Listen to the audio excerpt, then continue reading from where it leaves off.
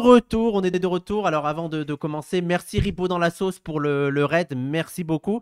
On est de retour, on n'a pas été trop long. On va enchaîner avec le deuxième sujet de la soirée et on va parler de négrophobie. C'est un sujet qu'on nous demande beaucoup, qu'on a mis du temps à traiter. Et on va prendre un angle un peu spécial, on va parler de la place de la lutte contre la négrophobie en France, notamment en ce moment avec l'actualité où on a l'impression que l'antiracisme est surtout préoccupé par la lutte contre l'islamophobie et la lutte contre la Palestine. Donc la question qu'on va avoir là... Pour la Palestine, pardon. Voilà. Merci de m'avoir repris pour la Palestine. Donc la question qu'on aimerait poser, c'est voilà, qu'est-ce que, en tant que militant noir, en tant que militant contre la négrophobie, comment on se place là-dedans et comment on négocie avec tout ça. Et pour ce faire, j'ai le plaisir tout d'abord de recevoir Kevin Donna. C'est Kevin. Hein. C'est Kevin, pas de... pas Kevin. Pas Kevin. Et que tu es créateur de Paris Noir. Tu peux présenter un peu Paris Noir? C'est des balades dans Paris, c'est ça? Ça a commencé il y a environ 10 ans. Moi, je suis guide conférencier. C'est des balades à travers plusieurs quartiers de Paris où je parle de la présence noire à Paris depuis très longtemps. Et tu as une page Instagram? C'est moi. D'accord. Okay. Mais je t'avais déjà dit, non? Non, oui, mais je te juge pas. Bon, bref. On va se parler. Il y a des choses à dire? Non. Il y a des critiques? Non, pas du tout, au contraire. Non, je trouve que c'est une excellente initiative et j'aimerais bien faire profiter des amis. Enfin, c'est faisable. Le Paris Noir, c'est une vraie histoire. Moi, je suis historien de formation, donc ça m'intéresse. Ça me touche. Voilà.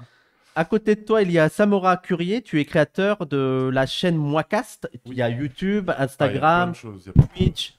Tu peux présenter un petit peu Ouais, donc le Moicast, c'est à la base un podcast. Ouais. D'ailleurs, j'ai reçu ce cher Kevin il y a quelques années. Donc, je l'ai créé en 2018 et depuis, c'est devenu aussi une plateforme. Donc, Instagram, TikTok, Twitch, on est un peu partout. YouTube aussi, mais un peu moins, mais on y est. Et toi, les questions qui t'intéressent davantage, c'est tu parles beaucoup des Antilles. Questions afro-caribéennes, principalement Antilles, Guyane. Et maintenant, je touche un peu aussi à ce qui se passe dans la Caraïbe anglophone de temps en temps. On essaie de toucher un peu à tout. D'accord. Je vais continuer le tour de table avec monsieur Ahmed Nougbo, un habituel de Parole d'honneur, militant décolonial. Ça va? Ça va très bien. Ouais, on t'a vu la semaine dernière. Absolument, pour parler de la CAN. Et là, on va parler d'un sujet sérieux. Absolument, un sujet dont on parle assez peu, mais qui à mon avis, est assez important. Et je termine le tour de table avec monsieur Fabrice Olivet, membre d'Asud. Et déjà, la première question, qu'est-ce que tu dis des nouveaux studios? Parce qu'on rappelle qu'on était chez toi. Pas chez toi. On va pas tourner le couteau dans la plaie. Non, on est bien installé là. Mais non, mais moi je suis aussi là parce que la négrophobie, c'est quasiment constitutif de mon identité. J'ai écrit 2 livres qui parlent beaucoup des formes de racisme. Il y a Au risque de la race? Ouais, c'est ça. Le dernier, c'est aux éditions de l'Aube, mais c'est en 2021.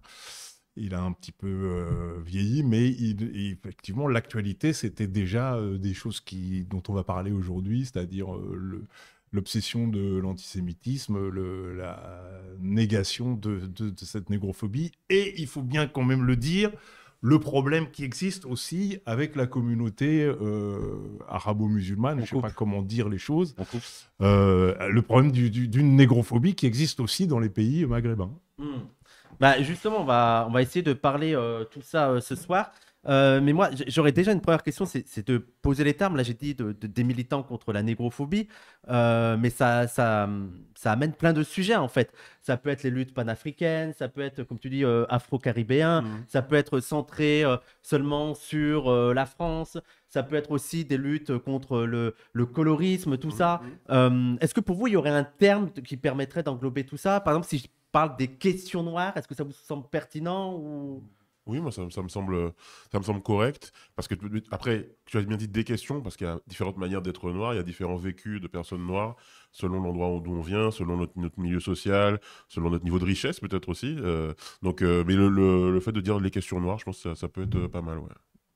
Ouais, et puis en plus, question noire, bon là, je pense que tout le monde a compris, mais en France, pendant un petit moment, ça a été difficile de dire noir et pas black. Donc déjà, quand le truc de noir, mais pourquoi vous dites ça, C'est vrai. Et puis en plus, noir, il y a un côté finalement assez rassembleur, parce que en France, il y a une vraie aussi, parfois, opposition anti-Guyane-Afrique. Donc, noir, ça peut aussi rassembler.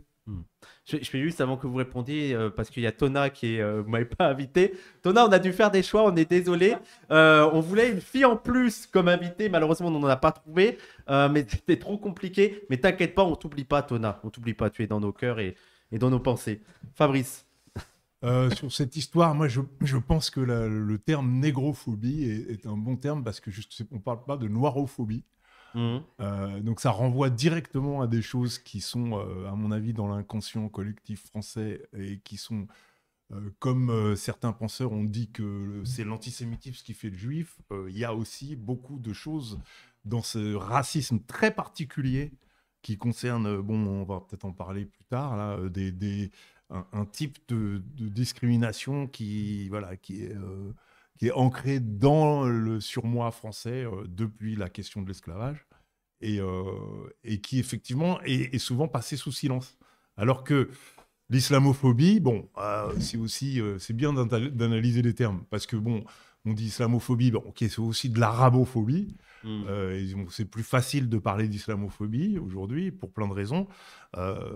N'a pas exactement la même signification, est basée sur d'autres critères.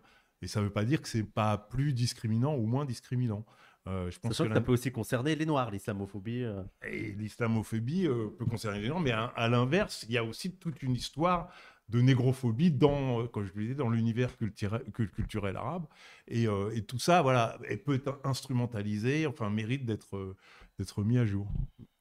Alors, je rajoute qu'il y a aussi de l'islamophobie dans les mondes noirs. Oui, tout à fait. Tu vois, c'est-à-dire que si tu es un noir musulman, tu peux avoir des noirs qui vont s'en prendre à toi et qui vont te dire que tu es un traître parce que voilà, tu as trahi les valeurs ancestrales. Donc, ça veut dire que c'est un problème qui est quand même multiforme. Je ne dirais pas complexe, mais multiforme. Moi, j'aime bien les termes « la question noire » parce qu'en fait, c'est le côté unificateur. On est discriminé, que tu sois antillais, guadeloupéen, malien. Alors, on vit des réalités différentes, mais pour celui qui nous opprime, c'est une seule et même personne, c'est-à-dire c'est un noir. Donc en fait, quand on utilise le mot question noire, c'est assez fédérateur. Et puis ensuite, le terme négrophobie, effectivement, définit bien aussi le type de racisme que nous subissons. Donc je crois qu'on est assez d'accord sur les termes. Est-ce que ça fait partie des choses pour lesquelles parfois ça peut être compliqué de trouver un point commun entre militants, le fait que ça traverse plein de sujets différents, ne serait-ce que par exemple les Africains, la diaspora, les Antilles, est-ce que vous ressentez ça dans la vie de tous les jours en tant que militant Personnellement, donc, alors le terme militant déjà c'est intéressant parce que, je ne sais pas si je me considère vraiment comme militant, parce que pour moi militant c'est des choses, une mise peut-être en danger personnel souvent sur ces sujets, mais en tout cas oui je pense qu'il y a effectivement des dissensions au sein même de ce groupe de personnes qu'on appelle des personnes noires, parce que déjà, on va voir sur les réseaux, par exemple, beaucoup d'antagonisme entre des personnes venues du continent africain, des personnes venues du continent, venues de la Caraïbe, et souvent sur des malentendus, des quiproquos, le truc de vous sentez pas vraiment africain parce que vous êtes caribéen, ou les Caribéens qui disent oui, vous voulez absolument qu'on soit africain, mais on n'est pas que africain. Donc déjà, si on prend ces deux pôles-là, il y a un peu déjà des incompréhensions en interne qui font que c'est peut-être difficile parfois de faire du commun. Si vous voulez rebondir, ouais, Kevin. Ouais, en fait, ce que tu disais sur le côté des dissensions et puis même juste de la question du militantisme, moi à la base, quand j'ai commencé à faire mes balades, je pensais pas trop au militantisme de façon assez naïve, mais en fait, par la force des choses, qu'on parle de la question noire en France, par exemple au XXIe siècle, c'est une identité politique, qu'on le veuille ou non. Et en fait, moi, au début, je disais, il y a des Bretons qui font des visites du Paris breton, de l'histoire des Bretons de Paris. Personne m'a dit, la République et l'universalisme. Moi, je raconte l'histoire des Noirs. Et en fait, effectivement, c'est une question politique. Ça pose plein de questions sur la France, sur nous, etc. Donc, finalement, ouais, le militantisme, je l'accepte. Alors, moi, je pense qu'il y a une question communautaire quand même qui se pose tout de suite. C'est-à-dire que je ne crois pas qu'il y ait de communauté noire. Et pour une raison aussi qui est que historiquement, autant aux États-Unis, cette communauté, elle s'est créée par des luttes, parce que la question de l'esclavage, ça fait partie même de l'histoire des États-Unis, y compris dans leur conception et dans leur éclosion en tant qu'État. Bon. Alors que pour nous, finalement, la communauté noire, c'est les années 60, quoi. Bon, même si, alors, tu dois être bien placé pour le savoir, il y a toute une historicité qui remonte à Alexandre Dumas, et bon, l'ouverture, etc. Mais finalement, c'est très peu connu, et ça a surtout été invisibilisé par l'histoire française. Par contre, qu'il y ait des gens qui nous ressemblent et qu'on se reconnaisse dans la rue, et que finalement, on ait en commun un certain nombre de problèmes de racisme qu'on ressent, y compris à l'école, ça a commencé dans les années 60 et c'est relativement récent. Et je pense que c'est ça la différence avec la communauté arabe, qui, elle, est sans doute plus organisée en défense, quoi. Mais ça, on en parlera. Et qui est aussi victime de quelque chose qui a pris naissance dans la guerre d'Algérie aussi, où il y avait vraiment cette expression de l'arabe violent, alors que pour le racisme anti-noir, je pense que c'est un peu différent. Donc c'est ce que je voulais dire. Je ne crois pas qu'il y ait de communauté noire, alors que je pense qu'il peut y avoir une forme de communauté musulmane organisée en France. Voilà. N'hésitez pas à rebondir si vous voulez. Vas-y. Non, très rapidement, en fait, cette question de communauté noire, on la pose souvent, même de communauté antillaise. Est-ce qu'il y a une communauté antillaise ou pas? Moi, je pense que dans les deux cas, effectivement, c'est difficile de faire communauté. On a effectivement des moments de cohésion, des événements où on se rassemble et tout. Mais pour moi, la communauté, c'est avant tout, dans ma vision de la chose, une structuration justement de notre groupe dans des espaces géographiques. Par exemple, il n'y a pas de quartier noir à Paris ou en France, globalement.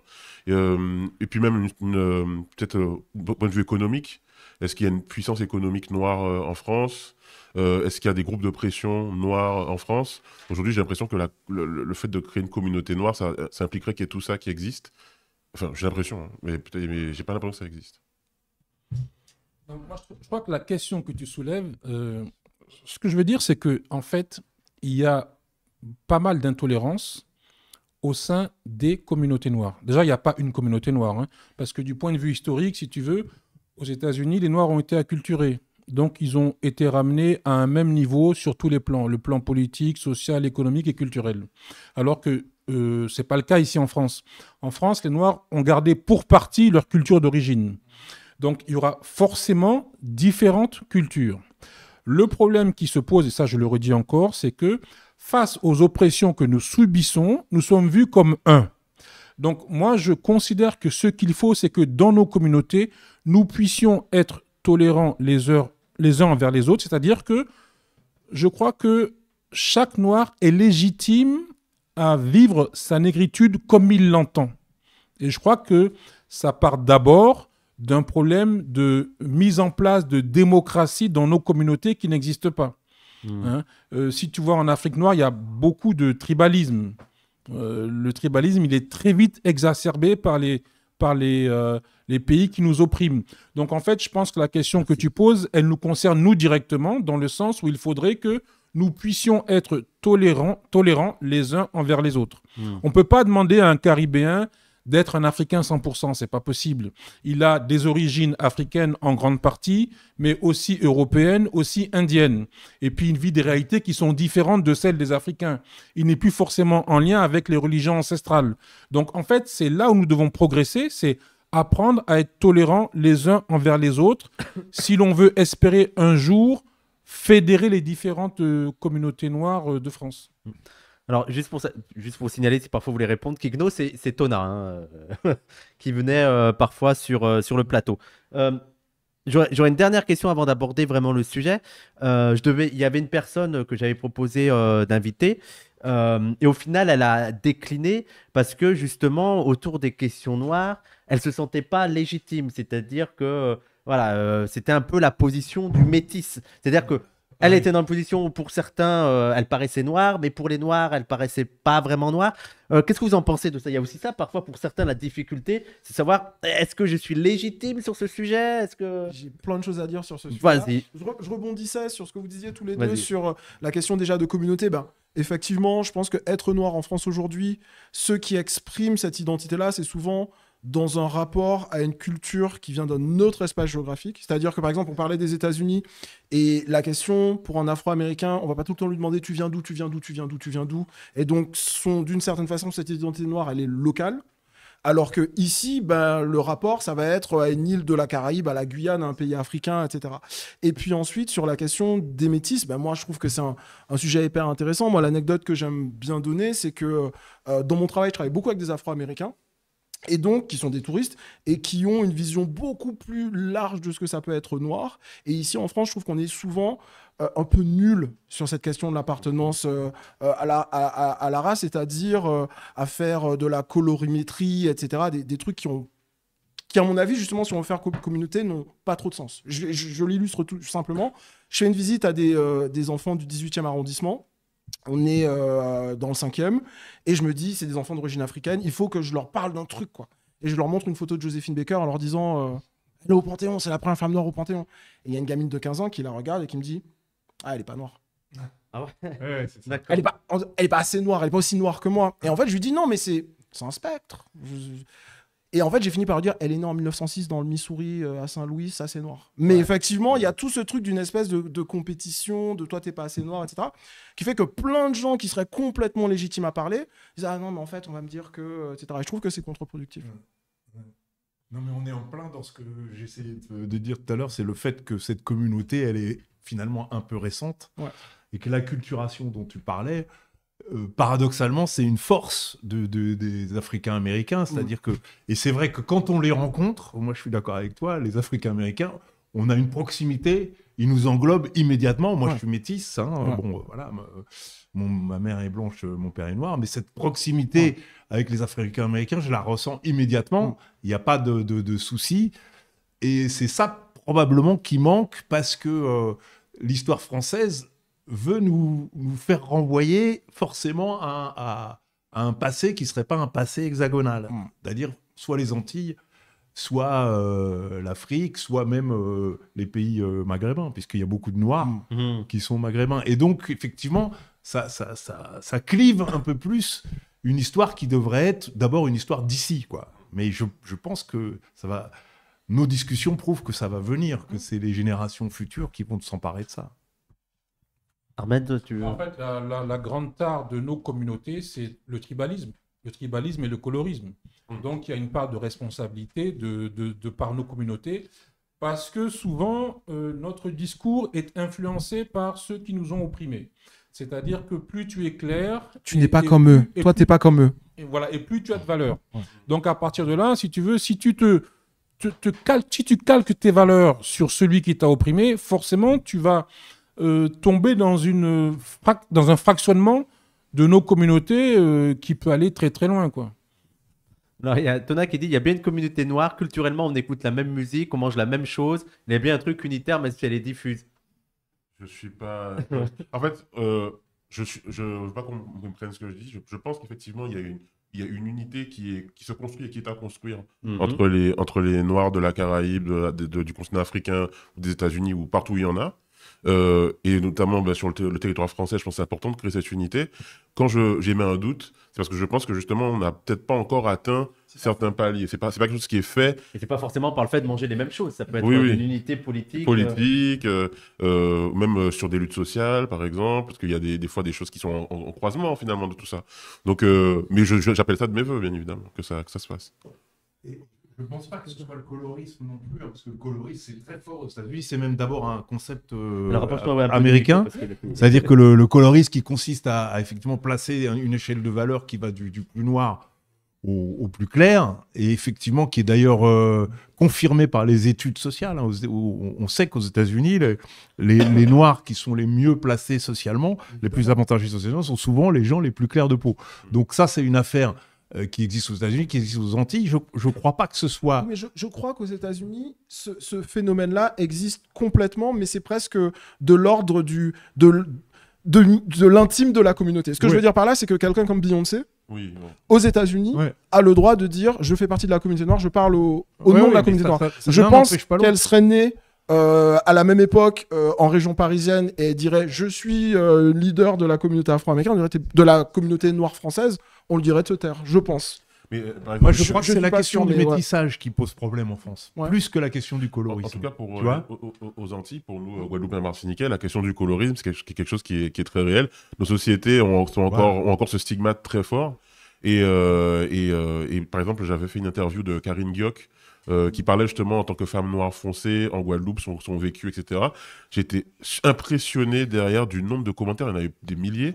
De femmes, de jeunes femmes qui disaient que moi, oui, noir foncé, je me suis senti dévalorisé, je n'ai pas eu les mêmes chances, j'ai été insulté, etc. Juste Donc, la question ignoré, du- quoi. Ignoré. Juste ignoré, en fait. Voilà. Invisible, ouais. Alors, Donc, alors moi, je peux te dire que le colorisme aussi existe en Afrique noire. mhm. Il est extrêmement présent. Pour la bonne et simple raison que tu verras beaucoup de femmes en Afrique qui se décolorent la peau. Oui.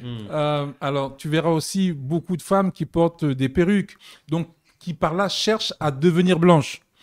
Et tu verras aussi beaucoup d'hommes qui diront à leur femme ou à leur copine non, mais là, tu es un peu trop noir, faut que tu fasses quelque chose parce que là, c'est Ah, pas une bon. pression, Quoi, tu vois. carrément, sur les Donc, femmes. et ça nous vient de l'histoire. C'est-à-dire que les oppresseurs nous ont appris que si tu veux être quelqu'un de valeur, il faut te rapprocher des valeurs occidentales, des valeurs blanches. Donc ce colorisme-là, il existe aussi beaucoup en Afrique noire, notamment dans nos pays. Ceux qui dirigent au plan politique et au plan économique sont souvent des gens qui appartiennent à des communautés métissées. Métissées avec les Blancs, métissées avec les Libanais, métissées avec les Arabes. C'est très fréquent. Je vais te donner un exemple. Tu prends l'ancien président du Gabon, sa femme, Oui. elle est blanche. L'actuel président de Côte d'Ivoire, sa femme, elle est blanche. Au Sénégal, il y a eu Senghor qui a épousé une blanche. Il y a eu Wade qui a épousé une blanche. Donc, si tu veux, c'est un peu... En Guinée, actuellement, le président, il est marié avec une blanche. Tu connais les femmes de tout. Il a fait le Pokédex. Match. J'ai fait le listing. J'ai les photos. Et, alors, ce colorisme, il est aussi au niveau, au niveau culturel. Par exemple, chez nous, on a un président qui s'appelle Talon. C'est un nom qu'il a pris à un esclavagiste blanc et qu'il a gardé. D'accord. Tu as aussi les deux Souza. Donc, si tu veux, le colorisme, il est multiforme. Il peut être biologique, physiologique, mais aussi culturel. Et je dirais même spirituel. Donc, en fait, je crois que le colorisme, c'est un gros problème dans nos communautés, dans la mesure où, chez nous, pour que tu aies de la valeur, il faut que tu deviennes blanc par tous les moyens. Mais là, j'ai vu un commentaire de Tona qui disait que politiquement, par exemple, avec l'affaire Théo, tous les Noirs, que ce soit anti-africains, se sont sentis proches de Théo. Peut-être que c'est aussi l'expérience du racisme qui fait qu'il y a l'expérience commune, peut-être. Je n'ai pas compris la question. Peut-être que le truc qui peut unir les différentes catégories qui existent, c'est peut-être l'expérience justement de cette négrophobie. Le fait que même si on est clair, aux yeux de certains, Bien on sûr, sera... Oui, oui, bien sûr. Bien sûr qu'on s'identifie et que c'est ce que je disais tout à l'heure par rapport à l'antisémitisme qui crée Ouais. le juif quand les juifs sont pas pratiquants. Mais je reviens sur l'histoire du métissage quand même parce que encore une fois le colorisme appartient à la société aux États-Unis, appartient à la société antillaise de manière ancrée par rapport à l'esclavage, parce qu'il faut voir aussi que c'était des réalités, Ouais. c'était des réalités économiques et qui créent un statut différent selon ta couleur de peau. Je pense qu'on a aussi en France ce mythe du métissage universel qui se projette sur la communauté noire en devenir, avec cette idée que en se métissant et en se mélangeant avec les blancs, on va aboutir à cette espèce de rêve du racisme qui disparaît, alors qu'en fait, on sait très bien que c'est faux. Il n'y a qu'à voir le Brésil. Voilà, exactement, et que le one drop, c'est-à-dire une goutte de sang noir, sera toujours mis en évidence si on veut stigmatiser quelqu'un. Mais et ça c'est typiquement français quand même, c'est très différent de ce qui se passe aux États-Unis, cette idée que le message de l'homme universel va permettre, l'homme universel qui en fait est un homme blanc, va permettre de faire un métissage comme ça, utopique, qui va faire disparaître le racisme. Je voudrais réagir. Il y a quelqu'un qui a mis dans le chat on est trop matrixé par les Afro-États-Uniens. Parlons pourquoi ne pas parler du Brésil. Et tu as mentionné. Et en fait, le Brésil, c'est le pays qui a importé le plus d'esclaves captifs africains. Et là, il y a 2 ans, je suis allé au Brésil et j'ai discuté avec des militants qui se définissent comme afro-brésiliens. Je leur parlais du colorisme, etc., dans lequel tous ces trucs-là, ils ont ça, mais puissance 10 au Brésil. Sauf que pour les jeunes générations, c'est en train de changer. Et il y a une jeune femme qui me disait, pendant longtemps, notamment sur les trucs de comptage ethnique, il y avait une catégorie marron et une catégorie noire. Et elle disait, nous, on veut plus de cette catégorie marron, on veut qu'une seule catégorie. Et je me demande pourquoi. Elle dit, parce que s'il y a une seule catégorie, on est 52% de la population. Donc oui, il y a aussi des trucs, il y a des convergences aussi sur ces constats qu'on peut faire. Voilà. Tu voulais ajouter quelque chose? Non, en fait, c'est pour parler par rapport à l'affaire Théo. Ouais. Et globalement, les moments de discrimination qui ont été visibles et qui ont rassemblé, ça me fait penser aussi pendant l'affaire George Floyd, où il y avait eu en concomitance aussi le procès pour l'affaire Adama, et tout le monde avait convergé vers le tribunal au cri de Black Lives Matter et tout en France. Et moi, j'étais pas allé à beaucoup de manifestations ces derniers temps, et c'est vrai que c'était quand même fort de voir que sur place, on avait vraiment toute la palette des Noirs de France qui se rassemblaient au même endroit. Il y avait énormément de gens. Bon, une manifestation qui n'a pas été énormément médiatisée, malheureusement, mais il y avait énormément de gens. Et effectivement, à ce moment-là, c'est là où tu te sens faisant partie d'un groupe, parce que tu vois les gens et tu ressens la ferveur, quoi. Ouais, il y a une expérience commune. Et là, on va parler maintenant du cas de la France et de la place dans l'antiracisme français. En fait, en France, on a l'impression, il semblerait que ce qui occupe le devant de la scène de l'antiracisme français, et surtout que ce soit les problématiques abordées ou les acteurs qui sont mis en avant, ça tourne autour des arabo-musulmans. On va beaucoup parler de l'islamophobie. Actuellement, on parle beaucoup de la Palestine, alors qu'il y a d'autres conflits dont on va beaucoup moins parler. Voilà, il y a certains qui ont mis en avant la question du Congo. Donc déjà, est-ce que vous aussi, vous avez cette impression que les sujets qui touchent les arabo-musulmans sont plus mis en avant? Je sais que toi, tu m'avais fait le commentaire que je trouve très intéressant, c'est vous avez le premier rôle. J'ai dit, ouais, vous êtes le héros du film. Voilà, le héros du film, Ouais. pardon. Le héros du film. C'est cette impression-là aussi que tu as Oui et non. Oui, dans le sens où, depuis le 11 septembre 2001, il faut faire des efforts, les gars. il s'est passé un truc où cette question-là On met les moyens. Occupe de l'espace. Et en même temps, c'est à double tranchant parce que c'est pas forcément une attention qu'on a toujours envie d'avoir sur soi, ce genre de spotlight.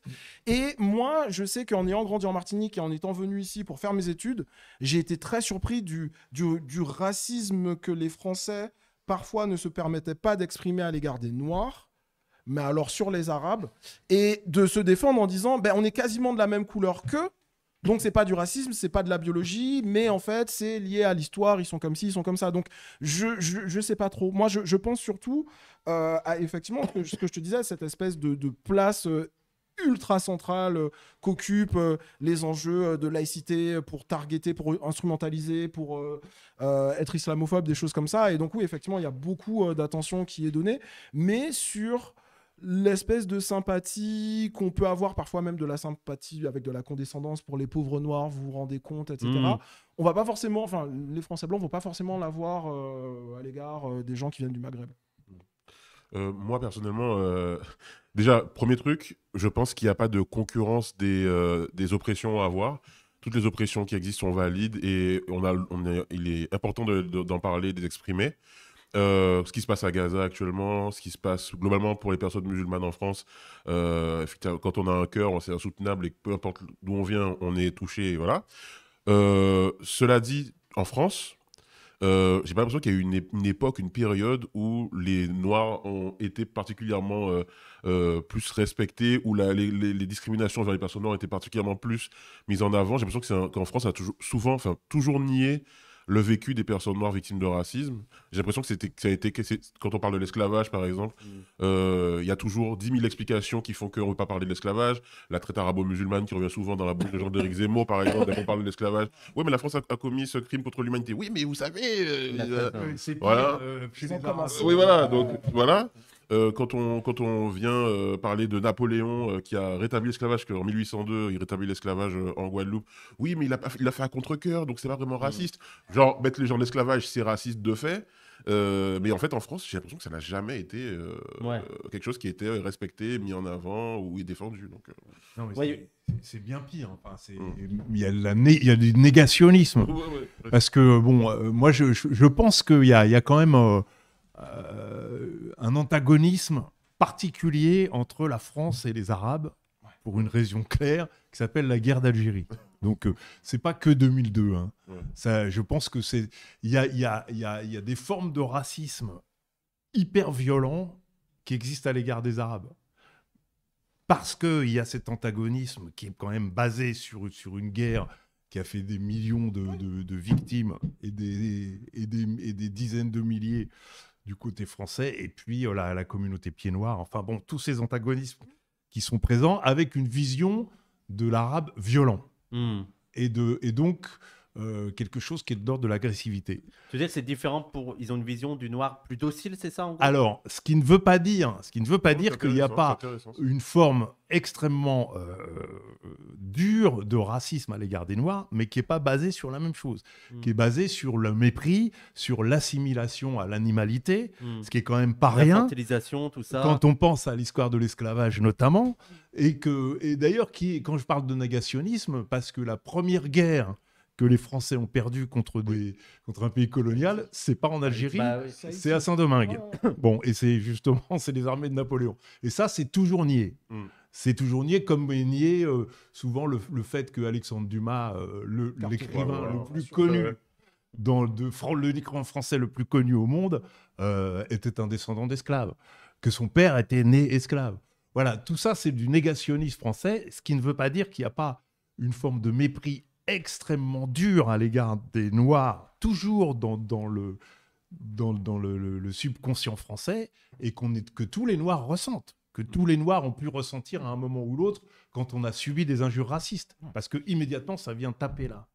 Par contre, c'est vrai que le racisme anti-arabe, encore une fois, a une forme plus visible, plus lié à l'agressivité, plus lié à la violence, et qu'en ce moment, il est beaucoup instrumentalisé dans le conflit israélo-palestinien. Ça, c'est très clair. Et que du coup, on en vient d'ailleurs à un des thèmes qu'on devait soulever aujourd'hui, ça devrait solliciter la solidarité de tous les gens qui sont victimes de racisme, et quelquefois, ça ne l'est pas. Parce qu'une partie de la communauté noire va dire qu'elle ne se sent pas concernée parce que effectivement il n'y a pas de solidarité spontanée. Ouais, on va revenir sur ça, sur est-ce qu'il y a une responsabilité dans le milieu antiraciste et les répercussions que ça peut avoir. Je finis juste le tour de table. Oui, non, moi, ce que je voulais dire, c'est qu'en fait, le racisme contre les Noirs en France, il est extrêmement violent, mais il se manifeste dans le silence. C'est-à-dire que le raciste n'a pas besoin d'exprimer par la violence, par des mots, spécifiquement son racisme contre les Noirs, parce qu'en fait, ils ont gagné la bataille de la domination sur le Noir. Tu vois ce que je veux dire ? Donc, à partir de là, si tu veux, nous, on subit du racisme tous les jours, mais c'est dans le plus grand des silences. Tu vois ? C'est pour ça que c'est important d'en parler. Mais par contre, je pense qu'il est aussi violent, sinon plus, que celui qui est déployé contre les Arabes. C'est pour ça que moi, j'aime pas trop la concurrence des racismes. Je pense qu'il faut prendre chaque cas de racisme pour ce qu'il est. Oui, avec ses logiques spécifiques. Voilà, avec ses logiques spécifiques. Et moi, j'aime pas comparer. Par contre, ce que je peux te dire, c'est que le racisme contre les Noirs, il est extrêmement violent, mais il est silencieux et dans le meilleur des cas, il est nié. Ou dans le pire des cas, il est nié. Tu vois ? Donc, c'est pour dire que y a du travail, quoi. Pour parler de mon sujet principal, donc la culture afro-caribéenne, historiquement, j'ai l'impression, ça c'est un sentiment que j'ai depuis un moment, que la négrophobie d'État qui s'est déployée contre les Noirs français, elle s'est beaucoup faite dans les départements d'outre-mer, et donc qui sont des départements qui sont éloignés donc, du pouvoir central et éloignés du regard des médias. Grève de 1900, février 74, février 54, mai 67, 100 morts, mai 67 à Pointe-à-Pitre. C'est rafalé. Pour les gens. Ouais, mai 67 à Pointe-à-Pitre, des centaines de Guadeloupéens rafalés dans la rue, des fois des gens qui manifestaient même pas qui étaient chez eux, on vient chez eux, on leur tire dans la tête, etc. Enfin, horrible, des histoires horribles. Et en fait, tout ça passait sous silence d'ailleurs, mai 67. Il y a eu un rapport, le rapport Stora sur le 67 qui est arrivé très très tard. Et jusqu'à ce rapport-là, on pensait qu'il n'y avait pas eu de mort, alors qu'il y en a eu des centaines. Donc effectivement, c'est facile pour l'État, pour les forces de l'ordre, de cacher ça, parce que c'est loin, et il suffit de ne pas envoyer les médias, ou de cacher les photos, comme ils ont essayé de le faire, par exemple. C'est aussi parce qu'il n'y a pas d'organisations noires qui sont capables de décrire ce qu'ils ont vécu et d'en parler sur la place publique. Donc c'est pour ça que je dis qu'en fait, la France, elle a gagné la victoire, enfin, pour l'instant. Elle n'a pas besoin de parler, parce qu'elle contrôle complètement le phénomène de domination qu'elle exerce sur les communautés noires. Je suis d'accord. Et là vous donnez sur votre opinion personnelle. Et est-ce que vous pensez que, que ce soit dans les militants que vous fréquentez, les personnes que vous fréquentez, l'environnement que vous fréquentez, il y a cette impression-là de « Ah, il n'y en a que pour les Arabes, en gros ». Est-ce que vous pensez que c'est quelque chose qui circule ou pas tant que ça? Moi, je le dis à mes amis arabes, mais pour me moquer d'eux, pour rigoler. Mais je le pense pas sérieusement, parce que, justement, à travers un des parcours, que le premier, en fait, que j'ai développé, qui est dans le 5e, 6e arrondissement, on passe devant la plaque de Malik Oussekine. Ouais. Et c'est pas très loin de la plaque pour le 17 octobre 61. Ouais. Où il y a on ne sait pas combien, en fait, on pense 200 Algériens qui ont été jetés dans la Seine. Et c'est ça aussi, en fait, qui, on va dire, plus sérieusement, contribue un peu à dire qu'en fait, la communauté maghrébine a une place plus facile en France, etc. Moi, je ne suis pas convaincu. Et je ne suis pas non plus convaincu parce qu'on en a rapidement parlé, mais par exemple, aux Antilles, où on est en règle générale très catholique, très chrétien de façon générale, parfois quand on vient ici, le logiciel islamophobe, il peut marcher très bien, très rapidement. Donc voilà, je mettrais ça comme petit bémol sur ça. Oui, c'est pour ça que, juste une phrase que je te disais, qu'il y a aussi beaucoup d'islamophobie dans les communautés noires, ne serait-ce que vis-à-vis des Noirs qui sont musulmans. Hein. Donc, ce sont des sujets qui sont extrêmement complexes et qu'il faut pouvoir prendre le temps. Ce serait dû à quoi? Pardon? Ce serait dû à quoi Mais c'est parce que c'est toujours pareil. Si tu te rapproches des valeurs occidentales, tu auras plus de valeurs, tu seras plus un homme, tu seras plus... mais si c'est l'islam, là, c'est pas vraiment les valeurs occidentales. Les Occidentaux sont islamophobes. Je caricature. Ah d'accord, ok. Je vais tu très parles vite. De ceux qui sont islamophobes. Voilà, okay. je vais très vite. Tu parlais des Noirs. Non, je vais très vite. Les Occidentaux sont islamophobes. Donc, pour s'intégrer aux valeurs occidentales, on va automatiquement devenir islamophobe. Et je peux te dire que ça va parfois très loin. Est-ce qu'il n'y a pas parfois, surtout sur l'islamophobie qu'on peut trouver chez les Noirs, alors c'est peut-être des questions naïves, mais un sentiment chez certains d'une trahison de la part de ce Noir qui rejoint le camp musulman, qui est vu en fait comme le camp des Arabes. Et les colons, et aussi, oui, mais totalement. Alors après, moi je pense qu'il faut quand même mesurer tout ça, parce que ceux qui se disent islamophobes, souvent, ce sont des Noirs qui sont aliénés, tu vois, qui sont aliénés et qui essayent de se reconstruire des valeurs en disant, si l'on doit être un vrai Africain, c'est qu'on doit revenir aux valeurs ancestrales. Bon, la contradiction, c'est que la personne, elle vit en France, elle parle français, elle s'habille, elle a son portable, sa voiture, tu vois. Donc, non, mais c'est pour te montrer à quel point il y a aussi énormément de confusion dans nos communautés. Et c'est pour ça que je reviens à ce que je disais, à savoir que ce qui est important, c'est que chaque Noir puisse vivre sa négritude comme il l'entend. Tu vois ? Je pense qu'il faut pouvoir trouver la paix à l'intérieur de soi-même pour pouvoir faire face à ce qui nous opprime vraiment, c'est-à-dire les oppressions raciales, économique et sociale que nous subissons. Mais pour cela, à la base, il faudrait que le noir puisse être en paix envers lui-même. Accepter, si tu veux, ce qu'il est, qu'il soit des Caraïbes, qu'il soit africain, qu'il soit chrétien, qu'il soit musulman, pour moi, ça n'a aucune importance. Mais malheureusement, tu as beaucoup de gens qui vont focaliser sur une valeur et qui vont introduire des divisions dans nos communautés. Et c'est pour ça qu'on ne s'en sort pas, en fait. Moi, je voulais revenir sur un peu ce que tu disais, on dit qu'il n'y en a que pour les Arabes sur l'islamophobie. Bon, déjà, je plains beaucoup la communauté arabe de France parce que j'aurais pas envie, quand tu regardes la télévision, des fois, je me dis, si j'étais maghrébin, arabe, je regarde ces news, je tombe dessus, il y a une chance sur deux qu'il y a des gens qui m'insultent en grand comme ça et que tout le monde applaudisse. Que si j'écoute des discours de politique, il y a une chance sur deux, pareil, que ces gens soient vraiment insultés, peut-être même une chance sur une que je vais insulter. donc, il n'y a pas d'histoire de il y en a que pour eux, au contraire, il y a beaucoup d'empathie et de soutien. Par contre, de faire connaître, nous, nos histoires, de faire connaître nos problématiques, nos sujets, moi, je pense qu'il faut qu'on s'en empare. Il y en a beaucoup qui le font, mais il faut qu'on s'en empare encore plus. Qu'on aille prendre l'espace sur les différents réseaux, qu'on crée nos moments aussi de prise de parole forte. Et à partir du moment où on pourra faire ça, on aura aussi de crédibilité, on aura une audience. Donc, moi, je pense que on va pas demander à CNews ou à TF1 de parler de nous, quoi. Ça n'a pas de... Voilà. Non, mais en plus, il vaut mieux pas. Enfin, je veux Oui, dire, voilà. c'est un truc de fou après de se dire que l'islamophobie, c'est une autre manière de dire du mal des Arabes toute la journée. Oui, voilà. Et Mais après, souvent, quand ils parlent des Noirs, et qu'ils prennent le côté des Noirs, entre guillemets, c'est pour s'attaquer aux Arabes. Comme vous avez dit avec l'esclavage ou la négrophobie. Je voudrais dire quand même qu'il faut être très vigilant parce que le cadre peut vite déraper. Ouais. Et quand on parle de racailles, de banlieue maintenant, Oui, voilà.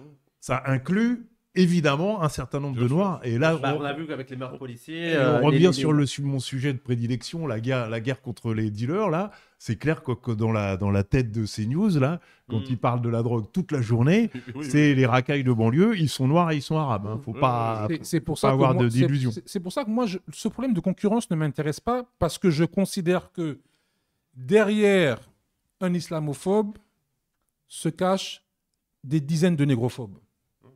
Celui qui est islamophobe, en général, si tu veux, Bien. il est ou négrophobe ou négrophile. Mais il ne te prend pas pour un être humain comme lui. Donc moi, je ne suis pas dans ce problème de concurrence. Je crois sincèrement que derrière ce problème d'islamophobie, ce problème d'arabophobie, se cache la négrophobie. Donc si tu veux, c'est le même train, c'est le même phénomène, c'est le même mouvement. Tu vois ?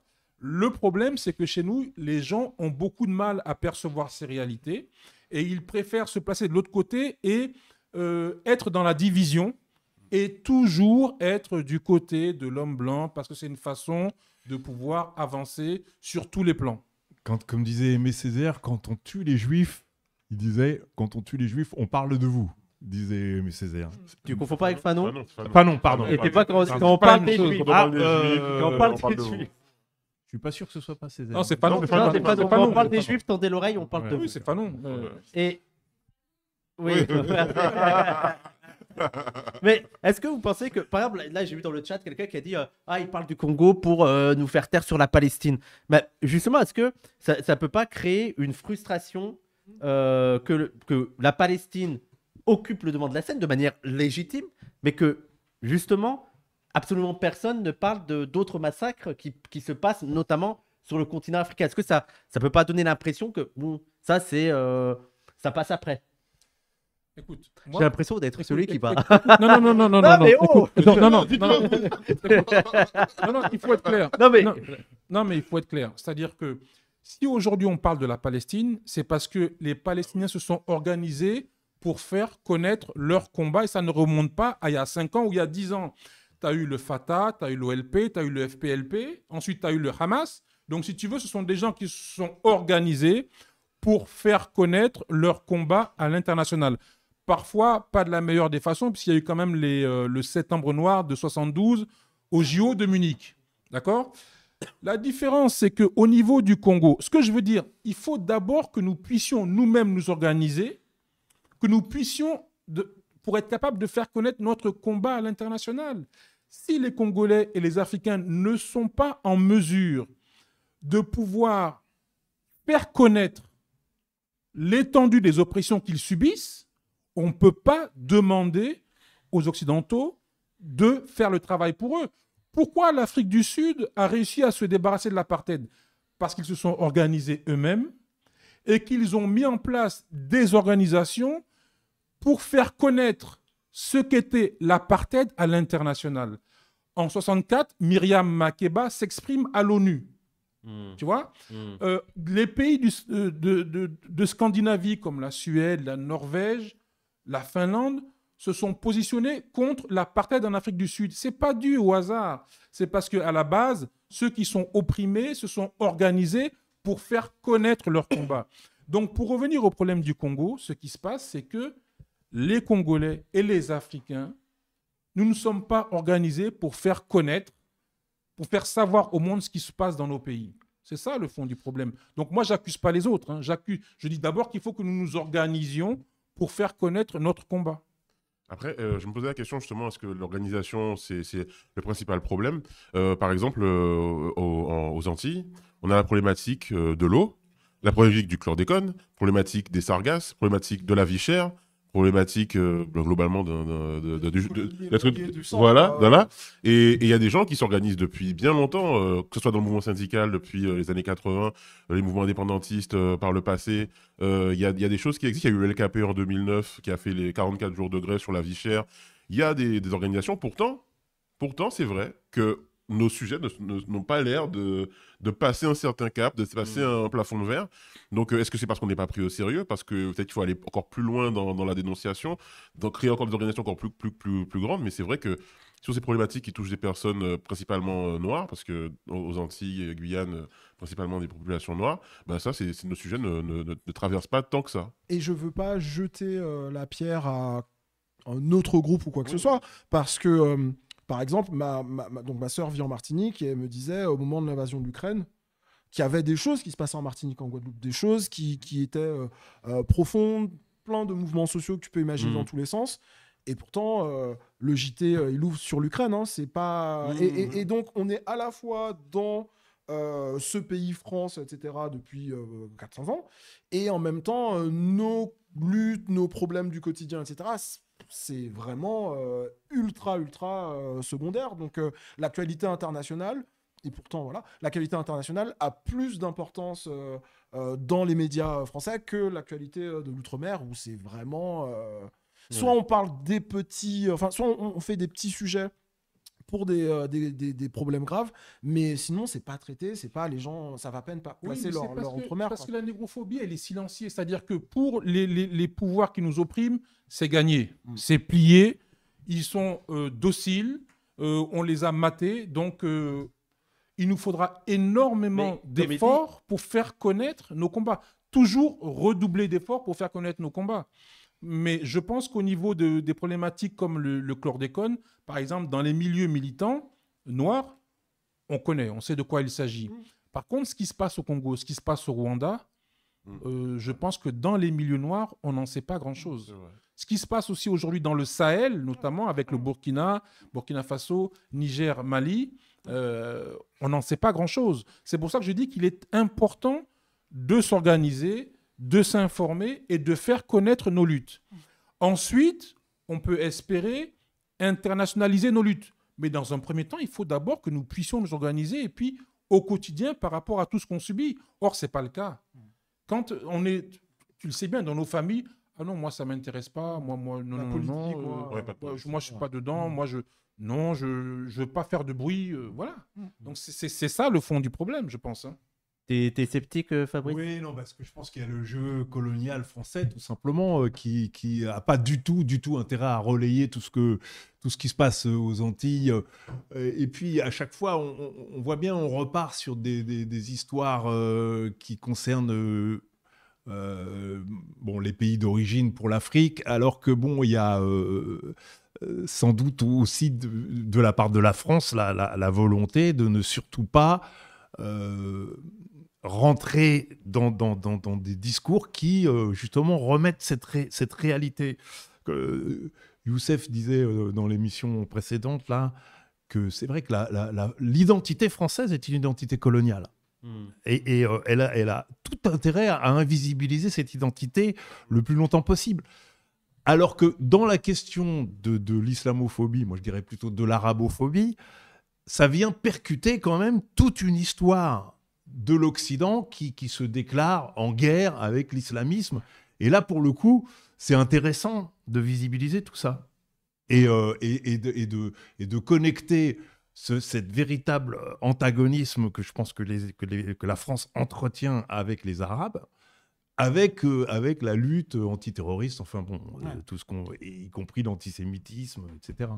J'ai envie de rebondir parce que c'était vraiment une autre époque, mais mon père, qui a toujours été assez tiers-mondiste, voyait dans des personnalités comme Saddam Hussein ou Kadhafi des gens qui étaient certes imparfaits, mais qui étaient les derniers, en fait, à porter la voix, en fait, des pays du Sud. Et d'une certaine façon, c'était des Arabes, quoi. Donc on peut aussi avoir de la solidarité, avoir... Bon, après, est-ce que je soutiens Kadhafi et Saddam Hussein? Bon, ils sont plus là, mais... c'est vrai que c'est un discours Bien qui sûr. circule encore beaucoup, que Kadhafi, c'était l'un des derniers. Est-ce que vous pensez que ça aussi, ça a disparu Avant, il y avait l'impression qu'il y avait une solidarité tiers-mondiste, parfois panafricaine et tout. Est-ce que ça, c'est un peu cet internationalisme des populations du Sud Il faut voir surtout ce qui est devenu Kadhafi. Non, mais honnêtement... Je pense que c'est pas du tout un hasard le sort qui lui a été réservé par rapport à ce discours qu'il avait, qui est effectivement un discours africaniste. Enfin bon, ça doit pas, et d'ailleurs ça doit pas invisibiliser quelque chose dont on n'a pas parlé quand même, qui est très important, le fait que par ailleurs s'exerce une négrophobie extrêmement violente dans les pays maghrébins. Et justement, depuis la disparition de Kadhafi, il faut quand même parler de ce qui se passe en Libye, ce qui se passe en Tunisie, ce qui se passe au Maroc, où là, on voit que dans la négrophobie, dans l'islamophobie que peuvent avoir certains Noirs, dans le racisme anti-arabe que peuvent avoir certains Noirs, il y a aussi toute cette histoire-là, c'est-à-dire d'avoir eu l'expérience du racisme, de ce qui se passe dans les pays arabes. Et tu penses que ça a un lien avec aussi ce qui se passe en France, la manière dont les Arabes de France le perçoivent? Je pense que de la part de certaines voix noires, oui, effectivement, ils peuvent effectivement exprimer une forme de ressentiment parce qu'ils savent pertinemment que ça existe, quoi, et que ça ne doit pas être nié. Et donc, là, parlons de la négrophobie. Est-ce que vous pensez que la négrophobie des Arabes, est-ce que vous pensez que la négrophobie des Arabes est un facteur qui explique pourquoi en France ces questions sont moins prises en compte, notamment dans l'antiracisme? Je n'ai pas compris la question. Est-ce que la négrophobie des Arabes, vu qu'on a l'impression que les acteurs principaux, ce qu'on va avoir en avant, ce sont toujours surtout des acteurs autour de la question arabe, est-ce que vous pensez que la négrophobie arabe peut expliquer pourquoi les questions noires sont moins prises en compte, reléguées C'est pas leur combat premier, si tu veux. Mais pour répondre à ta question, ce qui se passe, c'est que les êtres humains sont des produits de l'histoire. Si tu prends dans les anciens territoires coloniaux français d'Afrique noire, en fait, il n'y a pas eu de lutte d'indépendance qui a été portée par les Africains eux-mêmes jusqu'à l'indépendance. C'est De Gaulle qui a donné l'indépendance aux Africains. Et donc, si tu veux, nous... Oui, mais ils l'ont donné parce qu'ils se sont... Il y a eu des luttes. Ah bah, je t'écoute. Non, mais ce que je veux dire, c'est que... Le Cameroun, ça a été violent, il me semble. Il y a le cas du Cameroun, mais le Cameroun n'est pas un pays francophone à proprement parler. Oui, moi, je te parle du Sénégal, du Mali, du Burkina Faso, du Togo, du Bénin, de la Côte d'Ivoire. Dans ces pays-là, les populations sont violemment pro-françaises. Tu vois ? Il n'y a pas... On a eu Thomas Sankara, qu'est-ce qui s'est passé? Il a été exécuté. Alors qu'en Afrique du Sud, le peuple s'est soudé derrière Nelson Mandela. Il le dit lui-même, à un moment donné, quand il y a eu des contradictions, il a dit à son propre peuple, vous avez fait de moi votre chef, laissez-moi vous gouverner. Alors que il faut bien comprendre ce que c'est que l'Afrique noire francophone. Hein. Ce sont des gens qui sont profondément pro-français.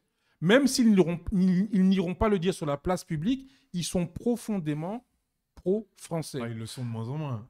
Ouais. Alors, si tu n'es pas pro-français pour être pro-Poutine, je ne sais pas vraiment s'il y a une grande différence entre les deux. Tu vois, c'est pour ça que je dis ils sont pro-autres, si tu veux. D'accord, je vois. Tu vois ce que je veux dire? Alors que, pour répondre à ta question, il y a eu quand même, dans les pays du Maghreb, la guerre d'Algérie.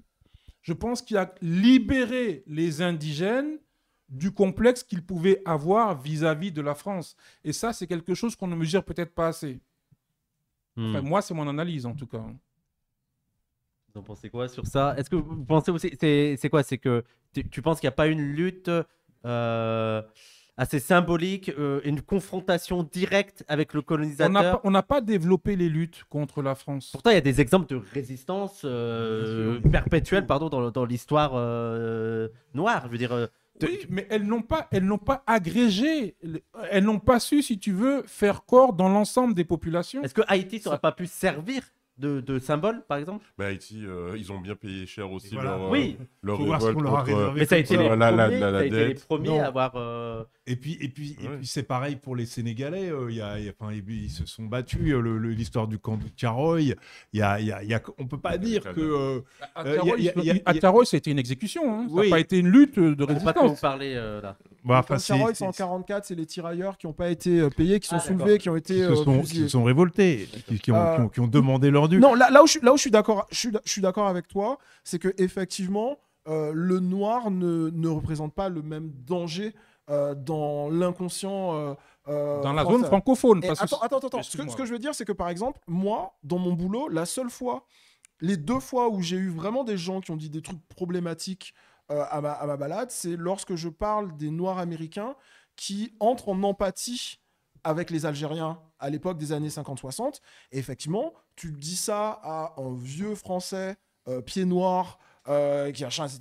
Il te dit les Arabes nous égorgent, ils nous prennent tout, ils nous font ci, ils nous font ça. Et c'est dans ce sens-là que je disais tout à l'heure qu'il n'y a pas la même vision du noir. Ça ne veut pas dire qu'on ne subit pas un racisme. Voilà. Mais il y a le truc du danger, effectivement, à travers les luttes coloniales, tout ça, tout ça. Moi, je lisais je crois que c'était un article américain qui disait que en gros, la question du conflit israélo-palestinien en France, c'est aussi des gens qui descendent de personnes qui viennent du Maghreb et qui se sont battues et qui ont utilisé plein d'outils pour arriver à leur lutte, et puis de gens, puis une autre partie qui descendent de gens qui ont le sentiment de s'être fait virer d'Afrique du Nord et que c'est inadmissible, etc., etc. Et ben les Noirs rentrent pas du tout dans cette équation-là. On n'a pas l'impression en France qu'on va se faire prendre le pays par les armes par les Noirs, et voilà. Mais ça nous pend au bout du nez. C'est pour ça que je disais tout à l'heure, faut pas se croire Oui, on n'est pas sorti de immunisé. l'histoire. Non, Parce que non, tu non. parlais de l'histoire des Antilles là, et des syndicats, etc. Je veux dire, les Blancs aux Antilles, ils vivent l'environnement noir comme un environnement dangereux. Oui, hostile, ouais. Comme des gens, effectivement, qui peuvent être comparés à l'agressivité ce qu'on contexte. reproche aux Arabes en France. Donc, c'est Vous êtes juste- protégé parce qu'il y a les Arabes. Absolument. Enfin, protégé entre guillemets. Non, mais On parce est que les Noirs... Entre guillemets, Non, mais vous êtes, parce que les Noirs en France, il n'y a pas encore cette histoire de violence, sauf dans la question, encore une fois, des racailles de banlieue. Il faut être très, très Ouais, attentif oui. à ça. Après, il y a quand même une empathie entre les années 60, les années 80, entre les militants indépendantistes ou nationalistes guadeloupéens, martiniquais, guyanais aussi, avec l'Algérie. On a Frantz Bah, Fanon, Frantz Fanon, mais oui, on a aussi Mais après, Sonny Rupert, Glissant. Ça, ce sont les luttes 69. anti-impérialistes. Oui. Et là, je te rejoins, c'est-à-dire que je ne dis pas que tous les Africains ne luttent pas. Hein. L'Afrique du Sud, l'Angola, la Namibie, ce sont des pays qui ont lutté pour leur indépendance. Malheureusement, ce ne sont pas des pays francophones. Mais par contre, il est évident que dans les années 60, et c'est pour répondre à ta question, il y avait un véritable paradigme de lutte anti-impérialiste qui unissait les peuples de différentes régions d'Afrique et je dirais même du monde. Bien sûr. Tu vois, et ça a disparu. La France, elle a particulièrement travaillé à faire disparaître tous ces réseaux anti-impérialistes au sein des pays francophones d'Afrique noire. C'est une réalité. Et moi, je me posais aussi la question. Là, on a demandé l'impact que ça pouvait avoir la négrophobie arabe dans le manque d'intérêt pour les questions noires. Et je me disais aussi, quelle est la place dans les milieux militants noirs divers de la lutte contre la négrophobie arabe? Est-ce que pour vous, ça doit être important, ça doit être à mener? Comment vous placez ça? Comment vous placez par rapport à ça? C'est quelque chose de compliqué parce qu'on est aussi on est visé aussi par des agressions, mais des discriminations qui sont assez similaires. On vit dans des mêmes espaces géographiques, on partage énormément de choses communes.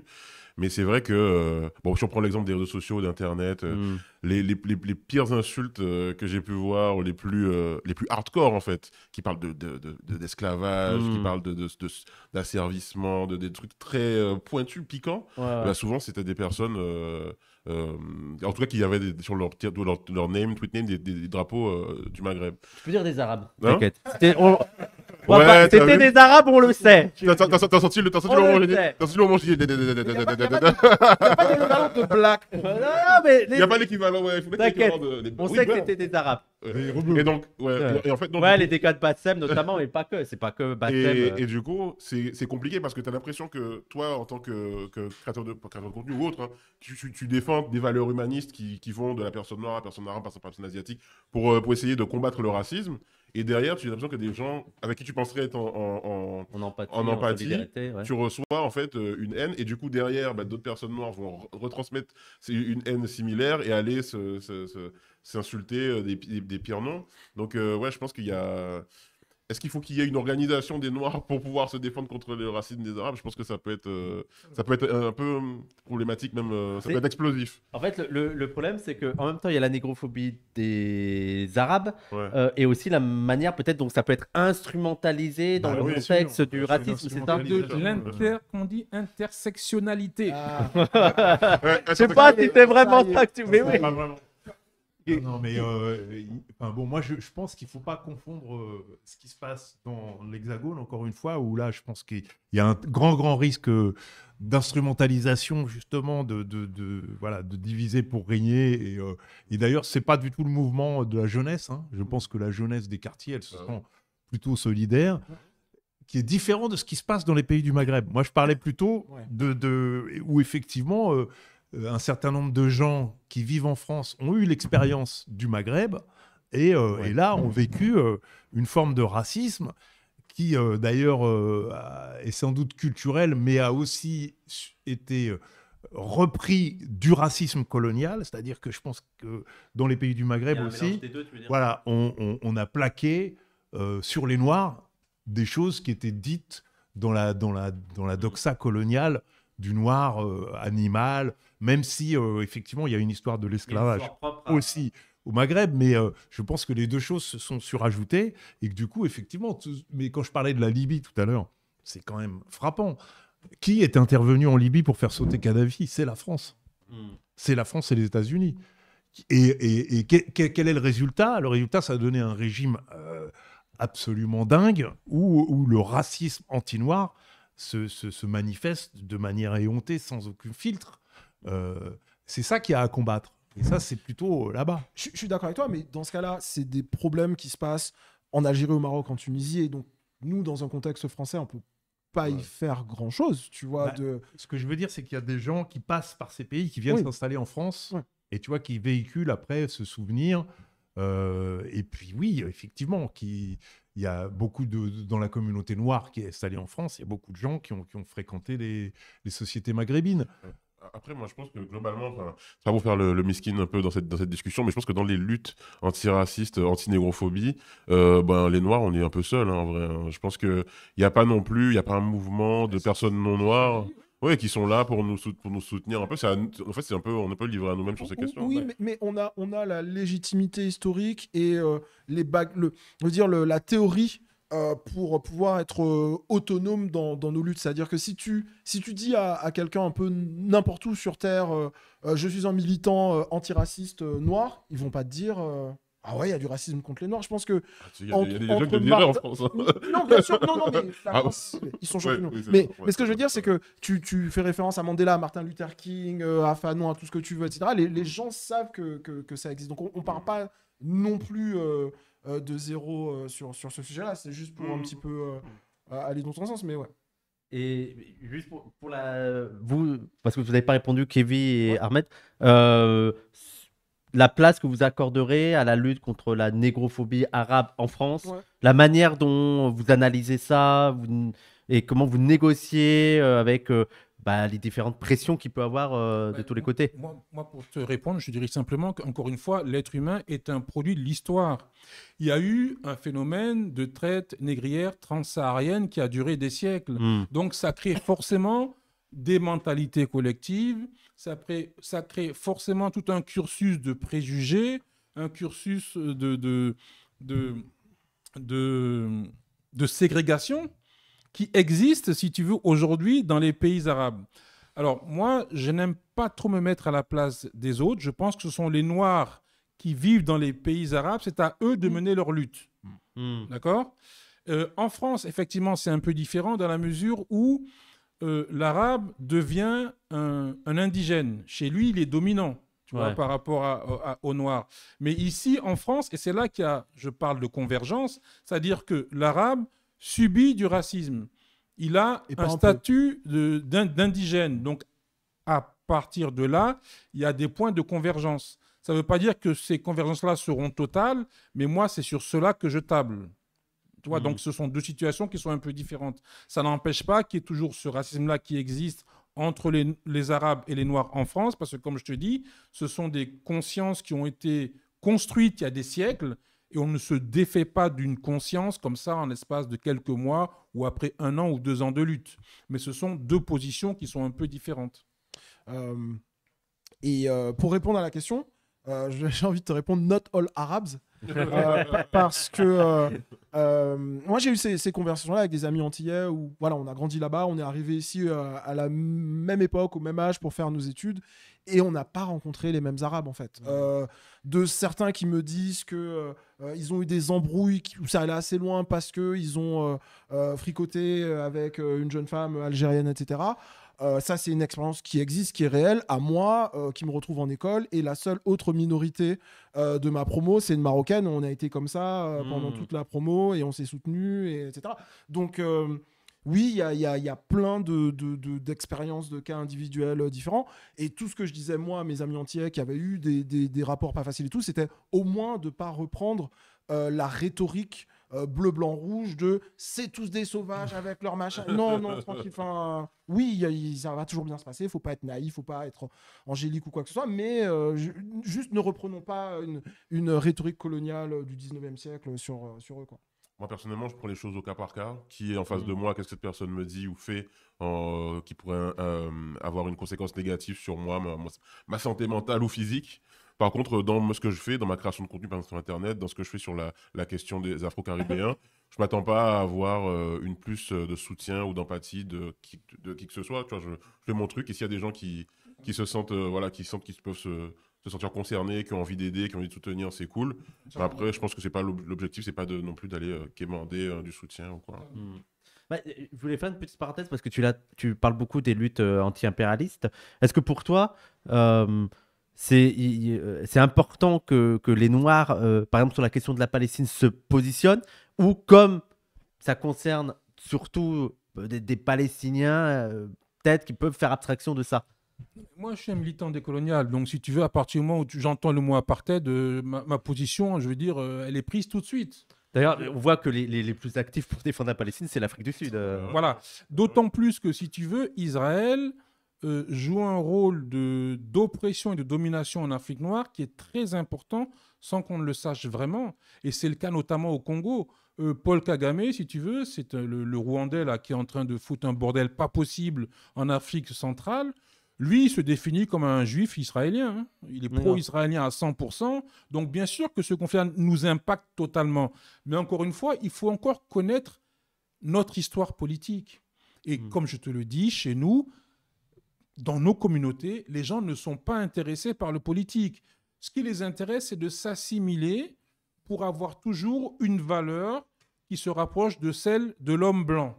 Mais moi, en tant que personne, si tu veux, politisée, bien sûr que c'est quelque chose qui est très important pour moi parce que Israël, ce qu'ils ont fait en Afrique, on ne le sait pas encore, on le sait très peu, mais ce sont les premiers alliés de la France en Afrique noire. Hein. Donc oui, moi, c'est quelque chose qui me tient à cœur. Ça, c'est une évidence. Je sais pas si quelqu'un veut ajouter quelque chose sur ça ou... Juste en tant que personne vivant dans un pays, enfin une île, bon, je dis un pays qui a été colonisé et qui a encore des stigmates de... C'est quoi ton pays? La Guadeloupe. La Guadeloupe. La Guadeloupe, la plus belle île de la planète, évidemment. Voilà, qui a été colonisée.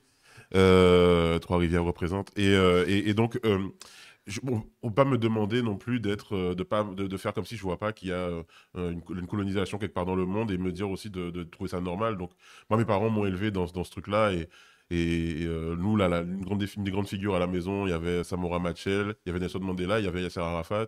On a grandi avec des débats, des discussions là-dessus. Tu peux pas d'un seul coup te dire, ouais, bon, c'est OK, on est obligé, quoi.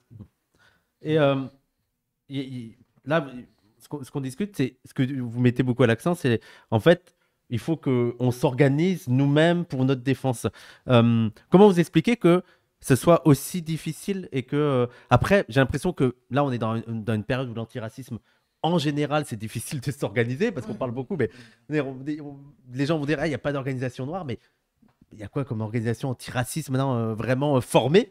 Mais voilà, est-ce que pour vous, c'est encore plus compliqué pour les Noirs d'avoir une organisation qui rassemblerait tout le monde ou ça vous semble possible? C'est le grand désert noir. Hein. Moi, c'est tout ce que je peux te dire.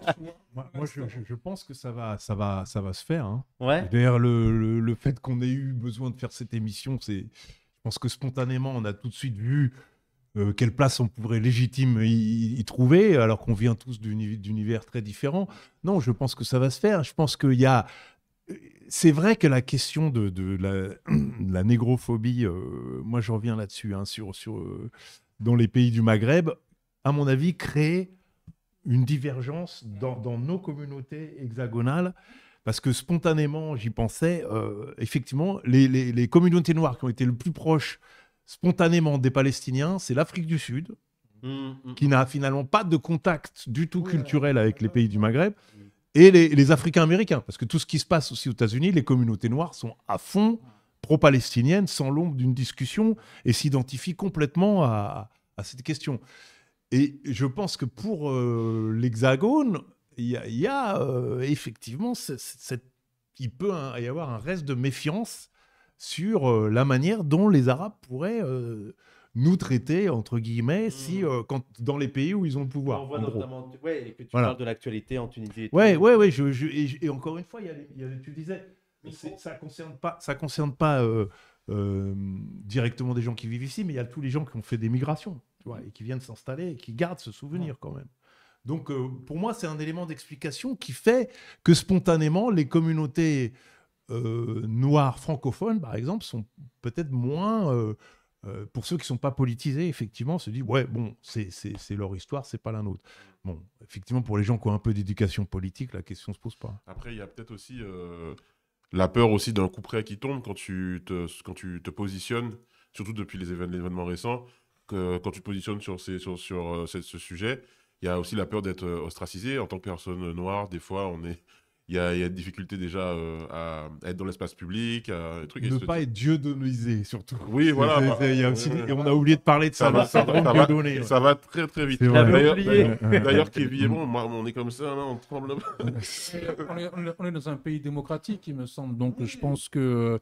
Parce qu'effectivement, si on a toujours peur, je veux dire, effectivement, c'est un peu le serpent qui se mord la queue. Hein. Si on a toujours peur, on n'ira nulle part. Tu vois ce que je veux dire? On a peur d'exercer notre liberté d'expression parce qu'on vit dans une vieille démocratie libérale. Oui, on peut, je pense quand même qu'on peut l'exprimer un minimum, cette liberté d'expression. Hein, mais c'est risqué.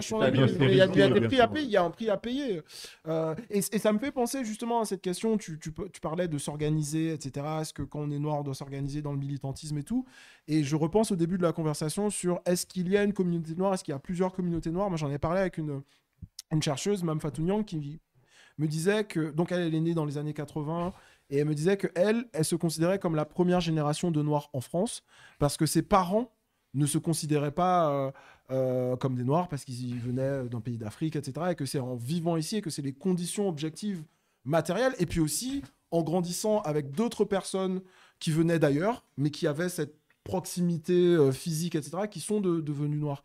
Et je pense que d'une certaine façon, on peut... Je dis pas que les Arabes sont des Noirs, mais ce que je veux dire, c'est que dans cette culture française qui est née à cette époque, etc., là, on peut parler du rap, de plein de choses comme ça, on est finalement très proche. Il y a plus de choses qui nous rassemblent, qui nous rapprochent, que de choses qui nous séparent. Ça ne veut pas dire, encore une fois, qu'il faut être naïf et nier certaines choses, mais en vrai, il y a plein de passerelles, de ponts, de trucs culturels qui peuvent se jouer. Non, mais clairement, c'est ce qu'on disait un peu au début, c'est que moi, c'est difficile pour moi aussi de pointer du doigt une négrophobie des personnes arabes, parce que je pense que dans les faits, dans la réalité du quotidien, et pas sur les réseaux, pas sur Internet, mais dans la vraie vie, on vit exactement les mêmes choses, on vit aux mêmes endroits, on va aux mêmes endroits, on écoute, comme disait quelqu'un tout à l'heure, un peu les mêmes musiques et tout. On a énormément de points communs, donc ce serait dommage de ne se retenir finalement que ce qui pourrait poser problème de quelques personnes finalement. Un peu sur le ton de la provoque, une fois je disais à une amie marocaine que comment dire, l'animosité des Maghrébins à l'égard des Noirs, c'est pas du racisme, c'était du colorisme.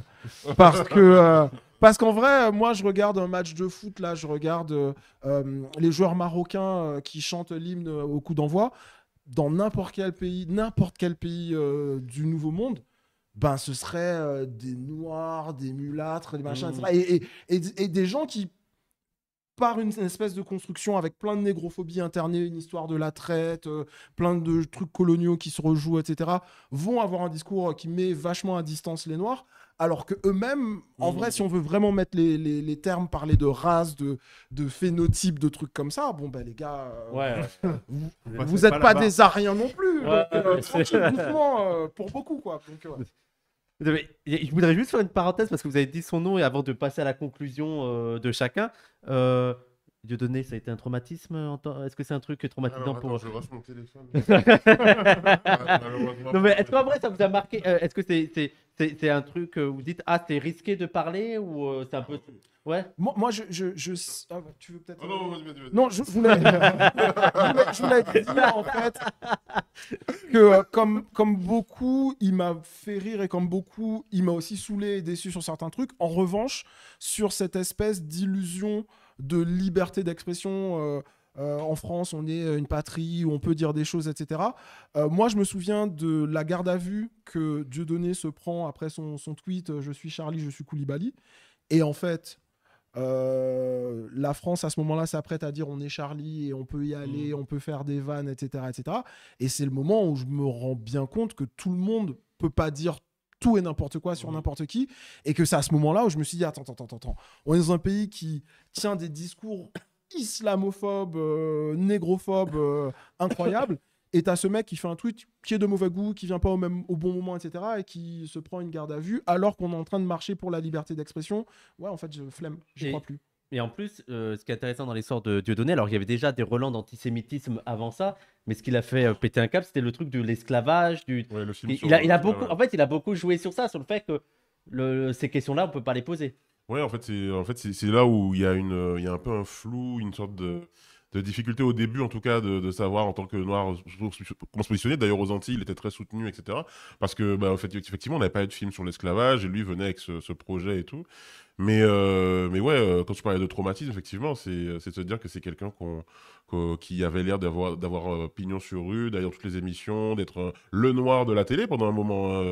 Franchement, pour moi, pendant un moment, c'était lui le noir qu'on voyait à la télévision. Et du jour au lendemain, que tout change et qu'on ne le voit plus. Oui, c'est assez... Oui, il y a eu l'idée que le premier dérapage qui est condamnable, mais ça y est, ça l'a... Alors que d'autres, ils peuvent faire autant de dérapages. Éric Zemmour, par exemple. Ouais. Lui, c'est pas de dérapage. Lui, il est tout le temps en train de tourner, il est en rotation. Un mouvement éternel. Quoi. Non, je voulais juste aller dans ton sens et dire, il y a un truc, moi, qui m'a beaucoup marqué. Et Dieudonné va juste... il y a 8 ans, il avait organisé un débat entre deux suprémacistes blancs, quand même. Entre Soral et Conversano. Ouais.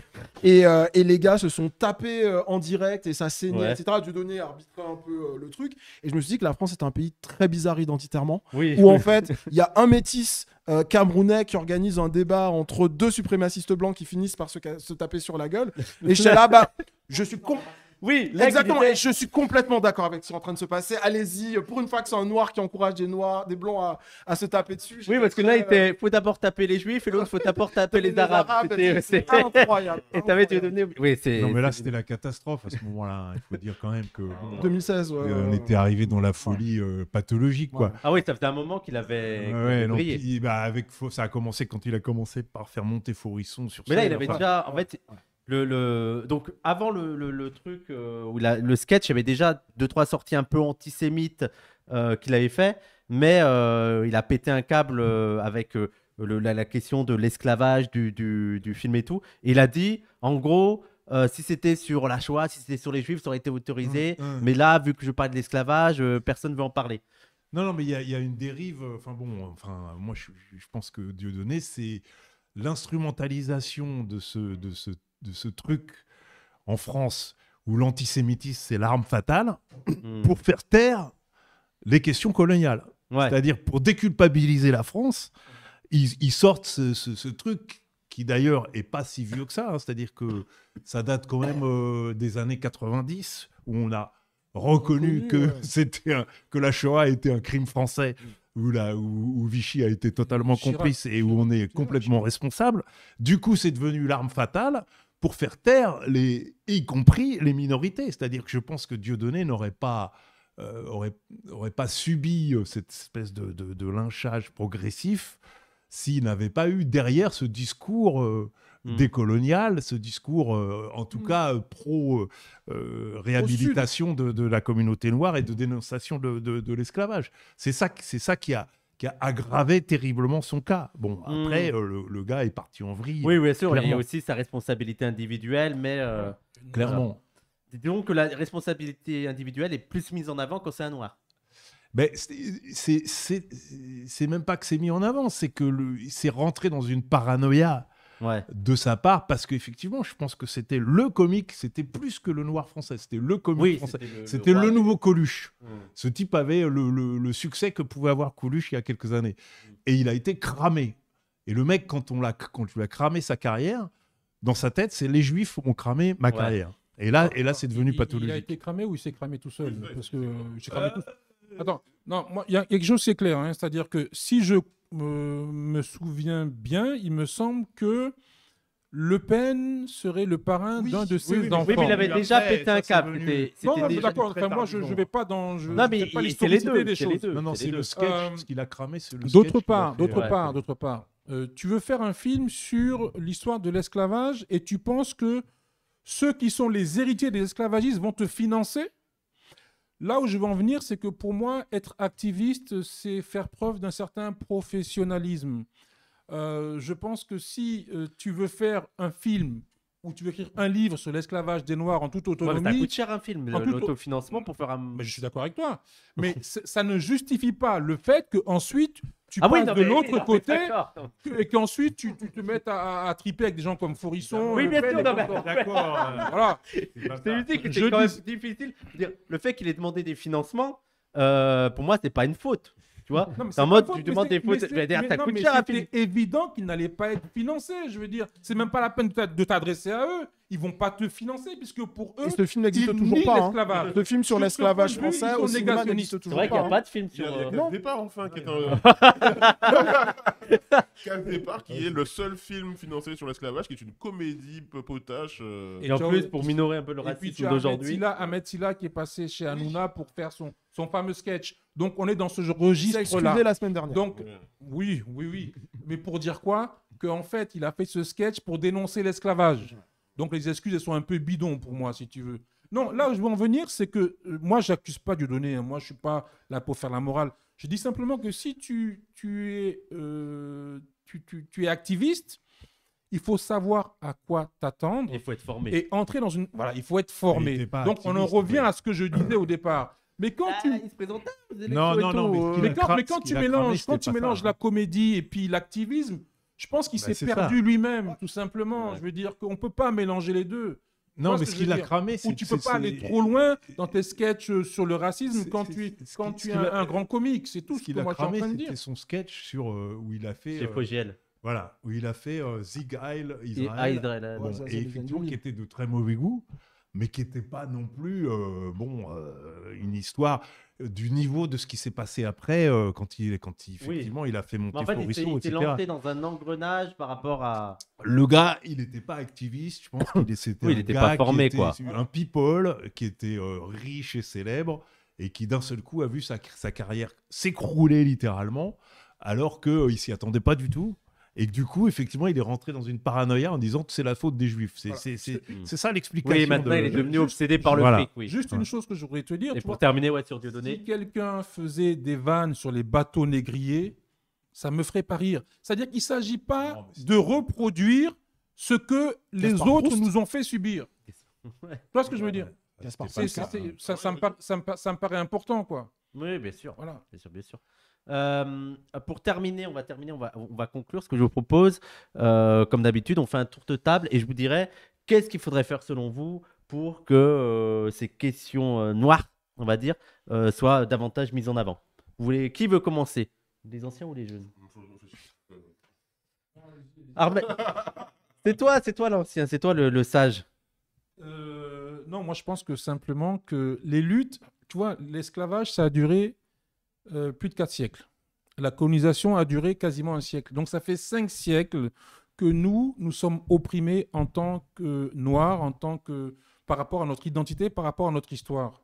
Donc il faut déjà avoir le sens de la mesure et comprendre que ça va prendre énormément de temps et que nous sommes peut-être à une époque aujourd'hui où on est encore dans le sacrifice lorsque l'on veut militer. C'est-à-dire que moi, je n'attends pas de bénéfices personnels à ma lutte. Alors que la plupart des jeunes aujourd'hui, quand ils luttent, après 6 mois, ils veulent voir les retombées de leur lutte. Tu vois? En fait, ce sont des influenceurs. Moi, ça ne m'intéresse pas. Ça fait que... Ouais, non, mais... Je vais te citer un nom, hein, Kémy Séba, par exemple. Pour moi, c'est un influenceur. Ok. Moi, si tu veux, Ça, ça fait 40 ans que je suis dans les luttes, j'en attends rien. J'ai ma vie personnelle, ma vie privée, et je continue à lutter sur mon temps libre, si tu veux. Ou parfois, je prends sur mon temps libre pour lutter.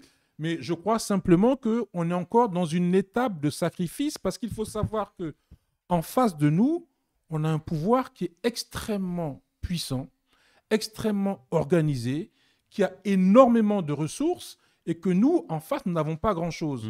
Mais ce n'est pas quelque chose qui doit nous freiner parce que les Noirs de Saint-Domingue n'avaient absolument rien quand ils ont commencé à se révolter. Et ce n'était même pas avec l'ouverture, c'était avec François Macandal. Tu vois? Donc c'est un processus qui est très long. L'ouverture, Macandal, C'est 50 ans avant. 1758, je crois.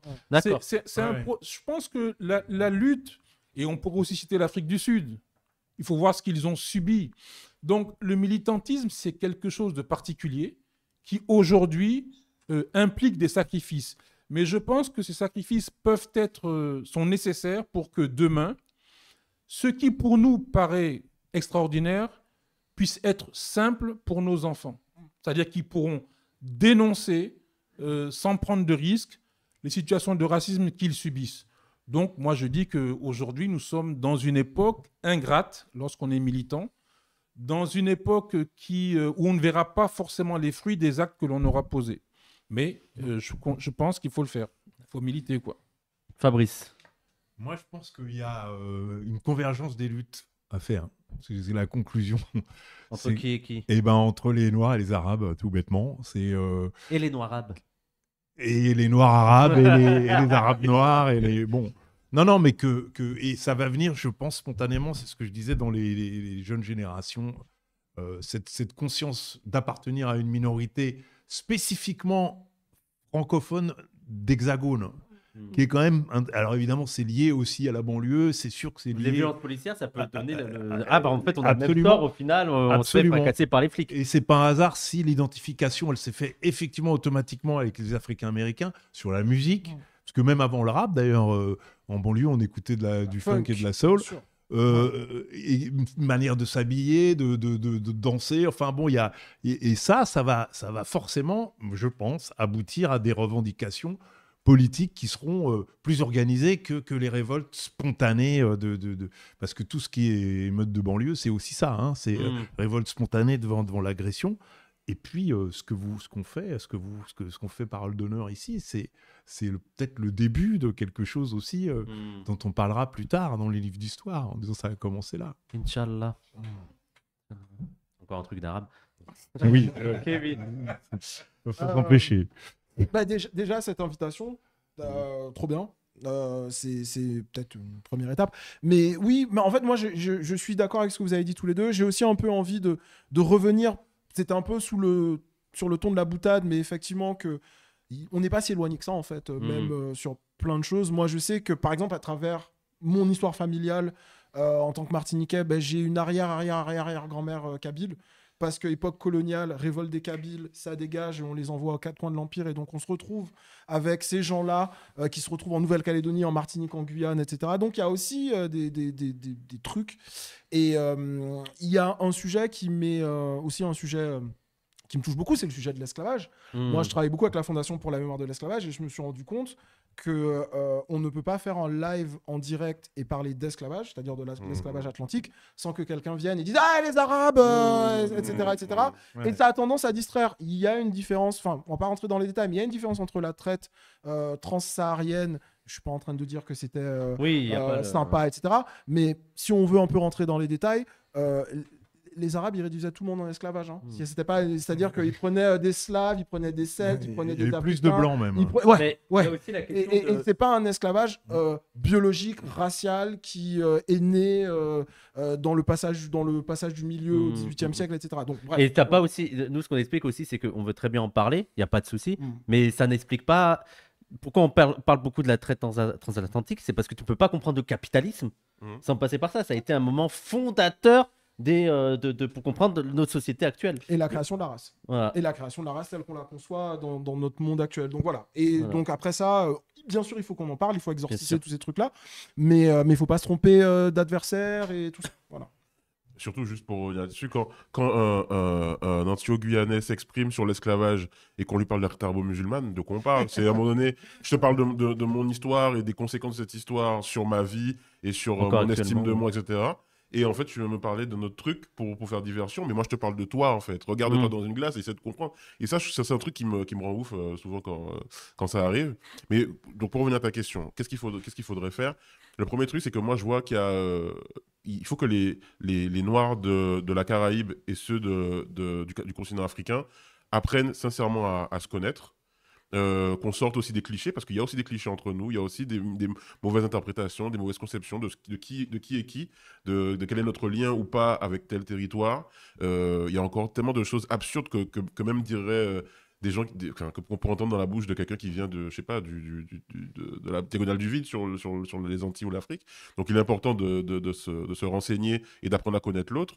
Et puis moi, je suis pas défaitiste. Je pense que par exemple, on parlait des influenceurs tout à l'heure, mais je pense que dans ce qui se passe sur Internet, dans ceux qui créent du contenu, on prend de plus en plus ces espaces. On les prend. Il y a vraiment des gens qui aujourd'hui, Kevin le fait, je le fais. Il y a plein de gens qui sont très connus, Histoire Crépue. Qu'on salue d'ailleurs. Voilà, je vais pas tous les citer parce que j'aurais pas. Voilà. Mais aujourd'hui, il y a quelque chose qu'il n'y avait pas il y a 5-6 ans. On est en train de prendre les espaces et en plus, ça intéresse des personnes qui sont non noires. Donc on a des gens qui viennent nous voir et disent « Ah ouais, je savais pas, ça m'intéresse, parle-moi en plus, qu'est-ce qu'on peut faire pour aider, nanana. » Donc je pense qu'aujourd'hui, en tout cas en France, il y a un intérêt qui se crée pour ces questions. Et c'est parce qu'il y a un travail qui se fait aussi par des gens qui sont peut-être pas tous chercheurs émérites ou quoi, mais qui ont envie d'apporter leur pierre à l'édifice, en faisant peut-être des fois des erreurs, mais au moins qu'il faut parler des sujets. Eh bien, écoutez, on va terminer là. Il y aurait encore tellement de choses à dire, même parce que là, on a parlé beaucoup noir et arabe, mais même sur les questions noires, pourquoi pas peut-être, on en discutera, mais qu'on puisse refaire de ce genre d'émission autour de ces questions. Parole de noir. Non, mais pourquoi pas si. En tout cas, vous êtes les bienvenus ici quand vous voulez. On en parlera, il y aura un projet pour vous de faire des émissions autour de ces questions. Merci à tous. Merci. Alors, je rappelle, Samora Curier. Yes. Curier, c'est Curier. Samora Curier, donc le Moicast. Oui, L-E-M-W-A-K-A-S-T sur Twitch. N'hésitez pas à follow et sub à la chaîne, évidemment. Voilà, t'es sur Twitch, t'es sur Instagram, t'es sur YouTube. TikTok. T'as une page Twitter? J'ai une page Twitter, ouais. Ah bah je regarderai, comme ça on te taguera et sur tout. Twitter, je dis des choses parfois un Donc, peu. les gens sont plus sur Facebook alors. Non, Ahmed, je suis désolé, mais t'es sur Facebook? J'y pensais ce matin parce qu'en fait, j'ai réalisé qu'il y avait énormément de gens qui sont intéressés qui sont sur Facebook. Bah, les. Hein Eux deux. Il s'en va. Kevin de Paris Noir, on te suit sur la. Donc, tu fais des balades de Paris. Je fais des balades et là, je reprends le podcast que je fais avec la Fondation pour la mort de l'esclavage, le Paris Noir podcast, et on vient de sortir un épisode sur l'origine et le futur des langues créoles. D'accord. Ah oui, t'as un podcast aussi, c'est ça? Ouais, le Oui, Paris oui, Noir oui. podcast, ouais. Tu viendras sur Twitch aussi de temps en Ah, un temps. jour, Allez. un jour. Tu me montreras. D'ailleurs, on se disait avec Samir, peut-être venir, on fera une balade et on filmera et on Je t'ai dit, t'interrogera. viens, La viens. mémoire de arabe de Paris, il faut faire. Je sais pas si ça marche aussi bien commercialement. Et là, on relance le débat. Est-ce que les gens ont envie de payer Ça pour marche entendre bien l'histoire d'ailleurs? de- Ça marche bien Le Paris Noir Ouais. Alhamdoulilah. Les millionnaires. Fabrice, merci à toi. Merci à tu- toi. Et puis, Alors, c'est plus vraiment chez toi, mais tu es le bienvenu, comme si bon, tu étais chez toi. d'accord. Je vais considérer que c'est quand même chez moi un petit Ouais, oui, bien sûr. Et Ahmed, toi, voilà, est-ce qu'on a besoin de. Merci. d'en rajouter? Merci à toi. Merci pour la tribune. Merci à toute l'équipe technique, on peut les applaudir, merci. Alors, il y a eu. Je pense qu'il y a eu des lags par rapport à la connexion, il faudra qu'on règle ça. Mais sur YouTube, il me semble que ça sera tout net et tout, ça sera tout beau. Vous inquiétez pas. Merci à tous. Peut-être qu'on se retrouvera jeudi, peut-être avec Samir pour un petit live. Mais sinon, on se dit à la semaine prochaine. Et je rappelle, le 5 février, on va recevoir Bégodo ici pour parler de l'école. On discutera de l'école avec lui. Voilà. Et compléter la barre de nom qui est de combien? 4816, il reste 220. Ah ouais, mais ils vont pas Bah, essayez de la remplir. Et merci à tous et à la semaine prochaine, Inch'Allah.